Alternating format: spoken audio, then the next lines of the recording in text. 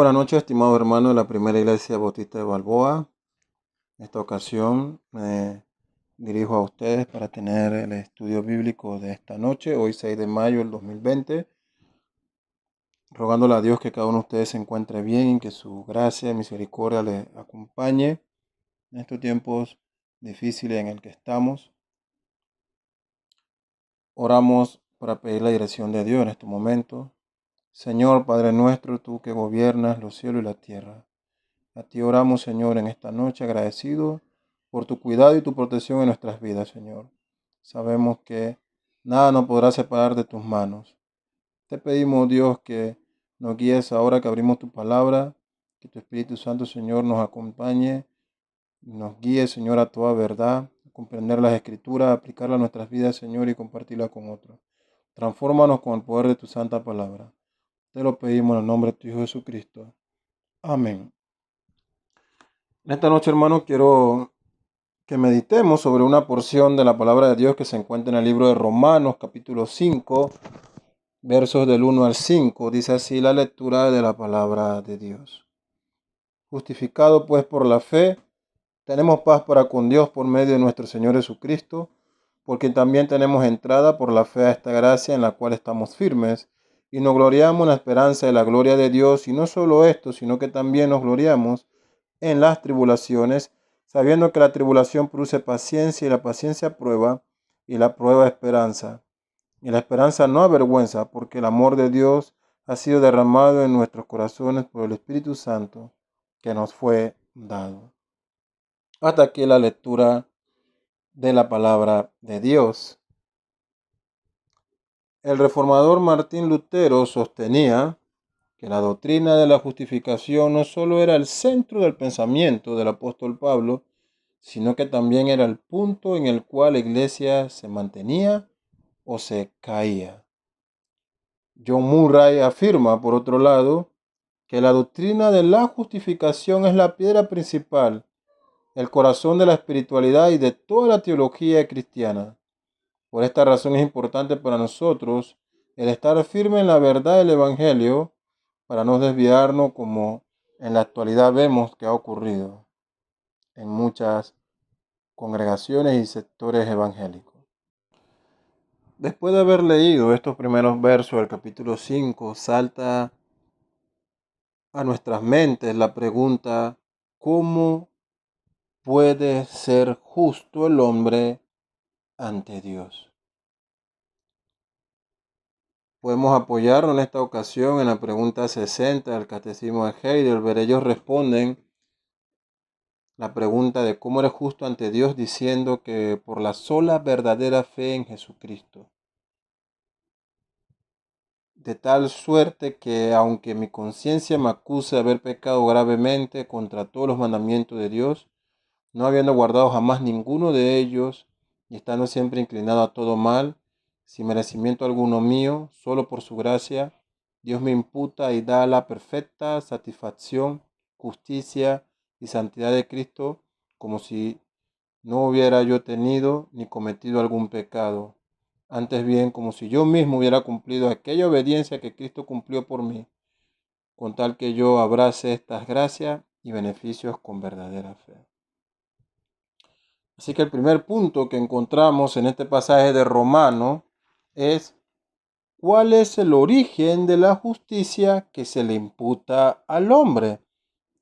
Dice el verso 1, justificado pues por la fe, tenemos paz con Dios. ¿Cuál es entonces el origen de esta justicia que se le imputa al hombre?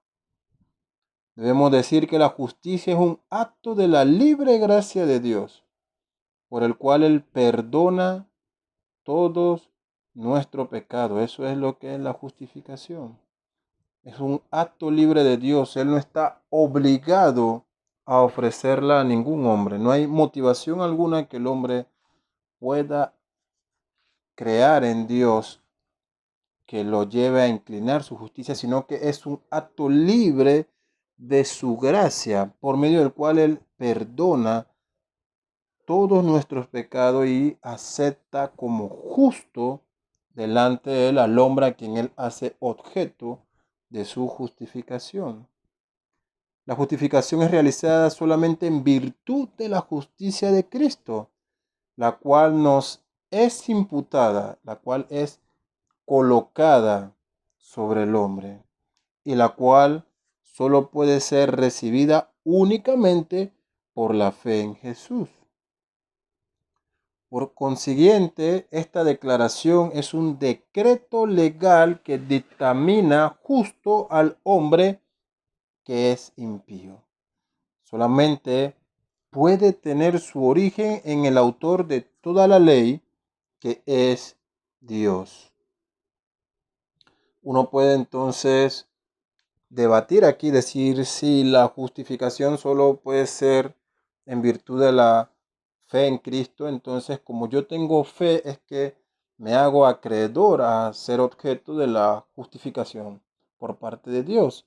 Sin embargo, la propia escritura en Efesios capítulo 2, verso 8, si usted lo puede leer en su casa, encontrará que ellas nos dice algo muy interesante. Permítame leérselo, Efesios 2, capítulo 8, porque por gracia soy salvo por medio de la fe. Vemos a la fe como el medio por el cual se nos llega a la gracia salvífica. Dice, y esto no de vosotros, pues es un don de Dios. Así que aún el hecho de tener fe, el hecho de creer, es un acto derivado de Dios. Es un don de parte de Dios. Él otorga este don según su libre gracia a quien Él elija para que crea. Y de esa manera, en virtud de este don, de esta fe que ha recibido para creer en Cristo, entonces ahora hacerle apto para ser justificado y declarado perdonado de todos sus pecados. Así que no solamente la justificación tiene su origen en Dios, sino aún el don de la fe. ¿Cuál es el alcance de esta justificación? Romanos 1, verso 16 al 17 nos dice lo siguiente: porque no me avergüenzo del evangelio, porque es poder de Dios para salvación a todo aquel que cree, al judío primeramente y también al griego, porque en el evangelio la justicia de Dios se revela por fe y para fe, como está escrito, mas el justo por la fe vivirá. Vemos que este don, la fe, se otorga a todos los que creen, es decir, a aquellos que han sido elegidos por Dios en su divina gracia para este fin. Observamos en estos pasajes que la fe tiene un alcance en tres elementos. El primero, un alcance en la mente. La mente del hombre entiende el Evangelio y la verdad acerca de Cristo y entiende, esto es muy importante, su condición de pecador. ¿Sí? Al que cree, dice. Tiene un alcance emocional. La persona manifiesta que ha acogido la veracidad de los hechos predicados en el Evangelio, siente tristeza por el pecado que ha reconocido que tiene en sí y también siente gozo al conocer de la misericordia y la gracia de Dios. Por consiguiente, se arrepiente de sus pecados y siente alegría por el perdón ofrecido por Dios. ¿Sí? Conoce entonces de la justicia de Dios. Y el tercer alcance está en la voluntad y la actitud. El pecador ahora somete su voluntad a Cristo y confianza solo en Él como la única esperanza de salvación. Deposita toda su vida, todas sus fuerzas, toda su voluntad, toda su confianza en Cristo como la única esperanza de salvación. Por eso que dice el verso 16-17 de Romanos 1, mas el justo por la fe vivirá. Así que, ¿cuál es el alcance de la justificación? A todo aquel que cree en el Evangelio. Ese es el alcance de la justificación. ¿Qué resultados hay de la justificación? Bueno, el pasaje de Romanos 5, versos 1, que leímos al principio, nos dice que el primer resultado que tenemos de ser objeto de la justificación por parte de Dios es que tenemos paz con Dios. Dice el verso 1 del capítulo 5, justificado pues por la fe, tenemos paz con Dios. Ahora podemos acercarnos a Dios sin ser destituido de su presencia. Lo que antes era imposible para el hombre a causa del pecado, ahora le es permitido debido a los resultados de la justicia de Cristo que se le es imputada al hombre que ha creído. Y ahora le es permitido entrar en una relación de paz con Dios y ser recibido como hijo de Dios. Amigo mío, si hoy tú estás sin una relación de paz con Dios es porque aún estás siendo esclavo del pecado. Y debes saber que la justicia divina se va a revelar en tu vida para condenación y castigo por el pecado en ti. Pero también debes saber que hoy Dios te hace un llamado a reconciliarte con Él a través de la fe en su Hijo Jesucristo. Y de esta manera poder estar en paz con Dios. Esta paz no es una sensación subjetiva del interior en la cual solo sientes calma y serenidad. Es más bien una realidad externa y objetiva. Es un estado permanente. Vemos que otro resultado de la justificación que nos dice los versos del 1 al 5 de Romanos 5 es que ahora dice que recibimos entrada, porque también tenemos entrada, dice, por la fe. Ahora el creyente tiene acceso a Dios por medio de Jesucristo. Esto era una idea impensable para el judío en el Antiguo Testamento. Solo el sumo sacerdote y una vez al año podía entrar al lugar santísimo. Pero ahora el creyente por la obra de Cristo Jesús tiene entrada directa al trono de la gracia. Hebreos 4 y 6 nos dice: acerquémonos pues confiadamente al trono de la gracia para alcanzar misericordia y hallar gracia para el oportuno socorro. Mientras que en el pasado éramos destituidos, éramos echados de la presencia de Dios, ahora por la justicia y la obediencia de Cristo que nos es imputada, tenemos libre acceso a Dios. Debe entender que el término imputación se puede utilizar como el de colocar. Toda esa justicia y esa obra de Cristo se nos ha colocada, hecha nuestra. Otro resultado que recibe el creyente al ser justificado es que tiene seguridad. Dice los versos 1 al 5, el verso 2 del capítulo 5 romano, en la cual estamos firmes, dice. Esto se refiere a la condición permanente y segura que tiene el creyente en la gracia de Dios al ser justificado, es decir, salvo por depositar nuestra confianza en Cristo, por depositar nuestra confianza en su obra en la cruz, por la obediencia perfecta de Cristo al Padre. La construcción griega y la traducción de la palabra justificado dan la idea de una declaración legal que se hace una sola vez y que tiene resultados perpetuos.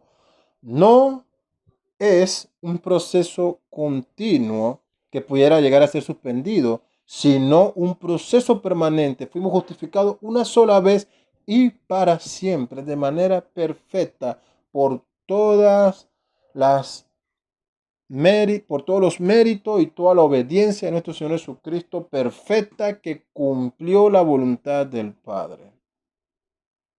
Otro resultado de la justificación es que prueba nuestro carácter. El texto nos dice que las tribulaciones producirán paciencia y la paciencia prueba, es decir, o un carácter aprobado. Vemos entonces que el carácter cristiano es formado a través de diversas pruebas. Esto implica que en la justificación el carácter de Cristo es de igual forma dado a cada creyente para que de la misma forma sirva al Padre, por lo cual debemos entonces imitar a Cristo en todo. Debemos imitar a Cristo en todo, aun en los momentos de tribulación y de prueba. En Hebreos 5, 8 a 10 se nos dice, y aunque era hijo, por lo que padeció, aprendió la obediencia. Hebreos 5, 8 al 10. Y habiendo sido perfeccionado, vino a ser autor de eterna salvación para todos los que lo obedecen. Y fue declarado por Dios sumo sacerdote según el orden de Melquisedec. Otro resultado que la justificación crea en el creyente es que provee de amor, porque el amor de Dios ha sido derramado en nuestros corazones por el Espíritu Santo que nos fue dado, dice el verso 5 del capítulo 5 de Romanos. Así que ahora, al tener acceso a Dios y haber recibido imputada en nuestra vida la justicia y la obediencia de Cristo, lo cual nos habilita para ser llamados hijos de Dios, el Padre, en una demostración de misericordia y amor, llena nuestros corazones con el Espíritu Santo o por el Espíritu Santo con amor, y esta es la evidencia de que le pertenecemos a Él, en que amamos a aquel que nos amó primero. Esto lo debemos ver reflejado en nuestro compromiso con el reino de Dios, en nuestra disposición para servir a la iglesia y en nuestra entrega por el ministerio de Cristo.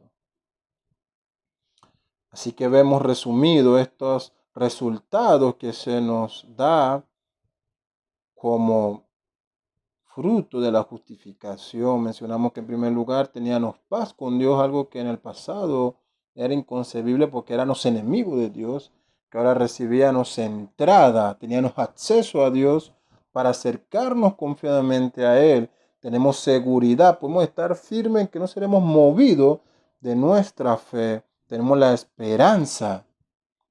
El creyente tiene una esperanza verdadera de que su vida está segura en Cristo y que su futuro está garantizado en la gloria eterna con Dios.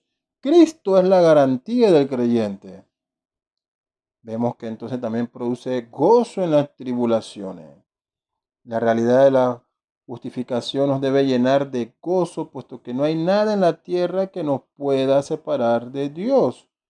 Esta nueva naturaleza del creyente y este nuevo estado de gracia en Dios no significa que vamos a estar libres de la tribulación, de la enfermedad, de la escasez, de la prueba, de la persecución. Eso no es lo que significa, sino más bien entendemos que en medio de toda tribulación, de toda prueba, de toda enfermedad, de toda escasez, de toda persecución, tendremos siempre una fuente de gozo, una fuente de paz que nos va a proveer de paciencia para soportarla con la mira puesta en la gloria de Dios.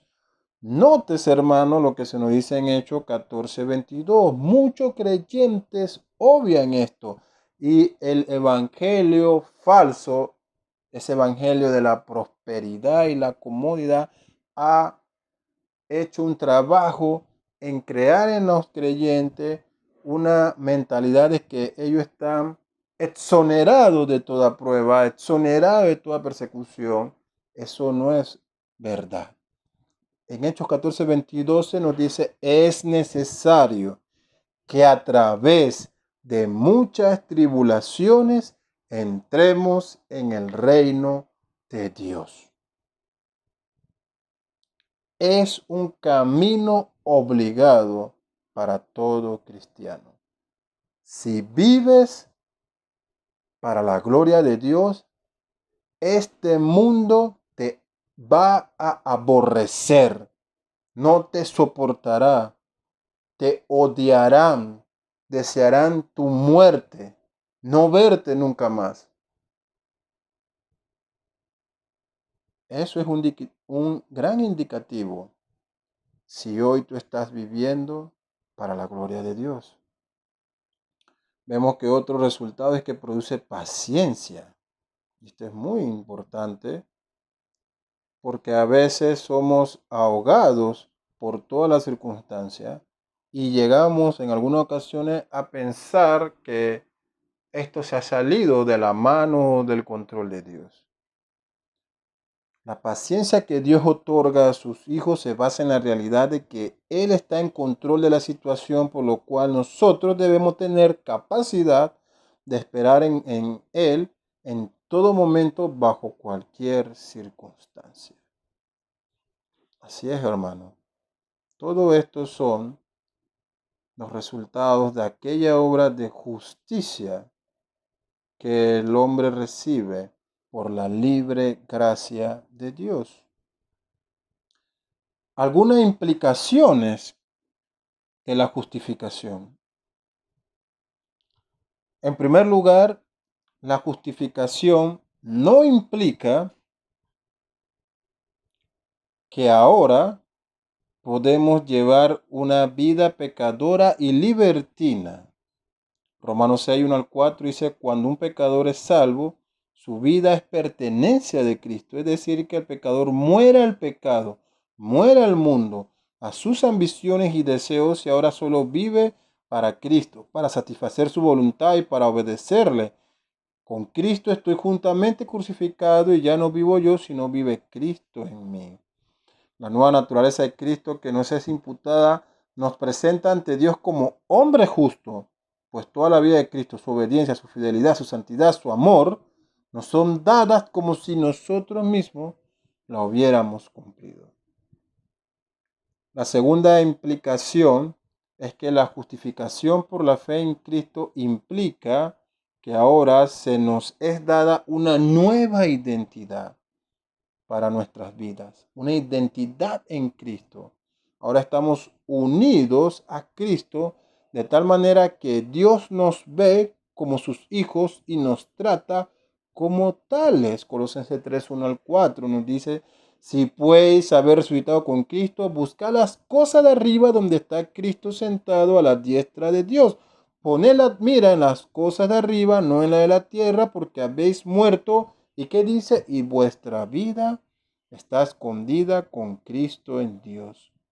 Cuando Cristo vuestra vida se manifieste, entonces vosotros también seréis manifestados con Él en gloria. Hermano, ningún hombre puede presentarse ante Dios en su propio nombre, esperando recibir de parte del Padre la salvación, pues en nuestro propio nombre solo merecemos el castigo y la condenación por nuestros pecados. La tercera implicación es que la justificación por la fe en Cristo implica que ahora tenemos nuevos deseos y una nueva capacidad de hacer la voluntad de Dios. El pasaje de Romanos 6, de 12 al 14, nos dice que al recibir el don de la fe en Cristo, para creer en Él y ser salvo por la gracia de Dios, el hombre es libertado del pecado que le impidía obedecer a Dios al haber muerto y ahora ha resucitado con Cristo y es capacitado, es dotado por la obra de regeneración del Espíritu Santo para hacer y desear la voluntad de Dios.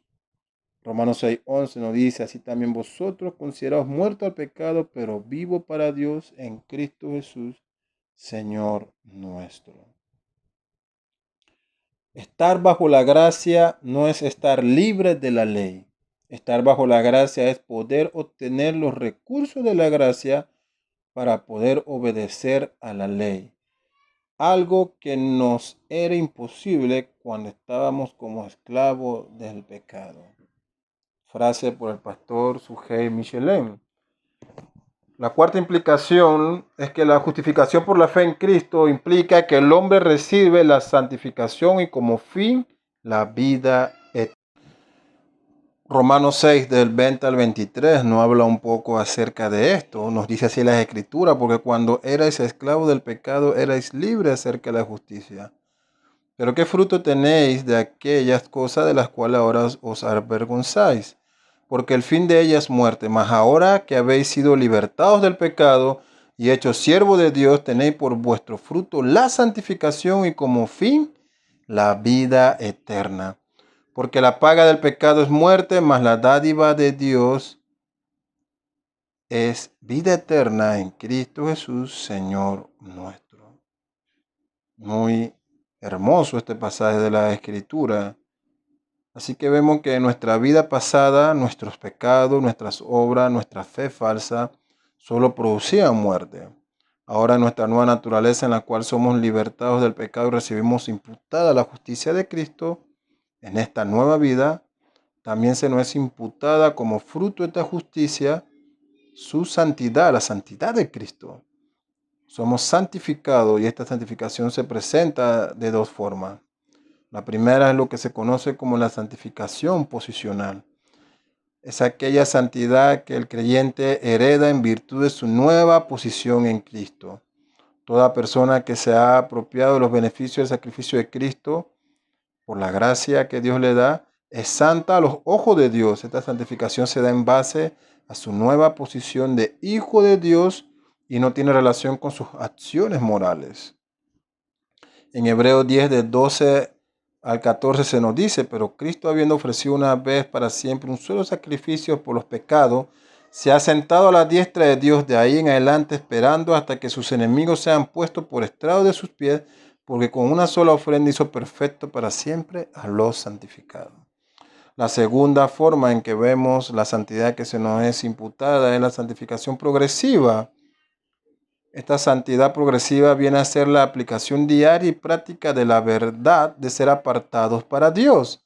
La primera es para nosotros únicamente una cuestión de fe, mientras que la segunda está relacionada con nuestro comportamiento diario, con nuestra vida moral. El creyente está obligado por la palabra a buscar la santificación de su vida diaria. Segunda de Corintios 7:1 nos dice, así que, amados, puesto que tenemos tales promesas, limpiémonos de toda contaminación de carne y de espíritu, perfeccionando la santidad en el temor de Dios. Es importante cultivar una vida cristiana que dé evidencias de la obra de la salvación efectuada por Cristo. Debe haber fruto de que damos gloria a su nombre a través de nuestras vidas. La obra de la salvación da mucho fruto. No es una obra estéril. No podemos decir que hemos sido salvos y vivir en pecado constante. El creyente peca. Aún en su naturaleza está ese conflicto entre la carne y esta nueva identidad de ser hijo de Dios. Pero la Biblia nos enseña que el creyente vence el pecado. Se cae y se levanta. No persevera en esa vida. El propio apóstol Juan en sus muchas cartas nos dice que el que practica el pecado no es de Dios. Vemos, hermanos, entonces cuán grande ha sido esta obra de justificación que se ha hecho por parte de Dios. La salvación es de Dios y todas las obras que se derivan de ella tienen su origen en Dios.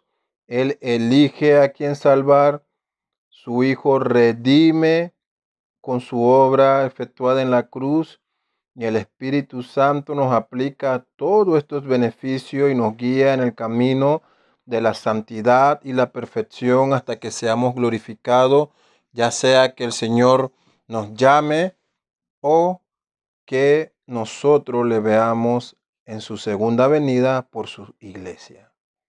Descansamos en la obra de Dios, nos gozamos en la obra de Dios y en este tiempo de tribulación nos aferramos a estas obras.